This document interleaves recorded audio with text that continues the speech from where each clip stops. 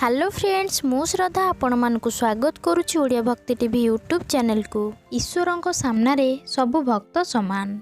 मनरु डाकिले भगवान भक्तर होई जांती, कारण भगवान को द्वार रे धर्म, संप्रदाय और रंग रूपर कौनसी भेदभाव रुहे नाही। आदिशक्ति ममतार साक्षात रूप अटे। कौनसी माँ निज पिला को नहीं भेदभाव करे नाही। आज मु आपण मानकु कहिबी आम देशर एक अद्भुत परंपरा विषय रे जहाँ समाज को गोटाए सूतारे गुंथि रखिबाकु चेष्टा करे। दशहरा पर्व खूब धूमधाम रे संपूर्ण भारतवर्ष रे पालन करा जाय थाए। माँ को आगमन रे धरा पृष्ठ रे खुशी खेली जाए। भक्त मध्य माँ को आवाहन करिबारे हेला करेनी। आश्विन मास नवरात्रि रे भक्त माँ को भाव्य मूर्तिर दर्शन करी कृपा लाभ करती। मास मास धरी तैयारी हुए माँकर मूर्ति। माटी तैयारी माँकर एही सुंदरता अवदैव्य अटे।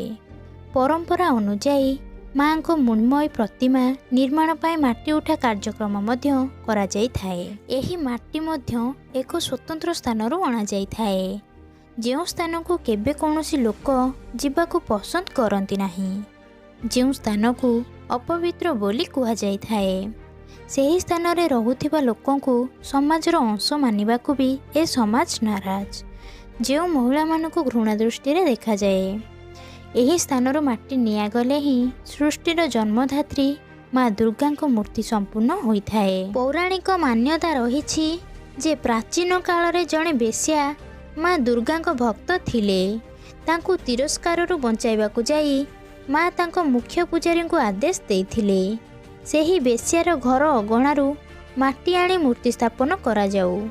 सेबेठारू एही परंपरा निरंतर आरंभ होई पालन करा जाई आसुअछि। एही प्रथा सह आउ एक मान्यता मध्य जोड़ी होईछि। जेबे कौनसी व्यक्ति बेश्यार गृह को प्रवेश करुछि सेतेबेले व्यक्ति जनक बेश्या घर बाहरे तार पवित्र कर्म को त्याग करुछि, तापर बेश्या कक्ष को जाउछि। एही कारणरू सेही स्थानर माटी अति पवित्र रहिछि। आम मान्यता आम परंपरा समाज को किछि शिखेबा पाई ही चेष्टित। तो फ्रेंड्स, वीडियोटी आपण मानकु किपरि लागिला आमको छोटिया कमेंट माध्यम रे जणातु। आउ जदि वीडियोटी भलो लागिछि वीडियोटी को लाइक एवं शेयर करंतु। आउ हां, आम सहित जोड़ी होई रहबा पाई आम चैनल को सब्सक्राइब मध्य करि दियंतु। रहउछि नमस्कार।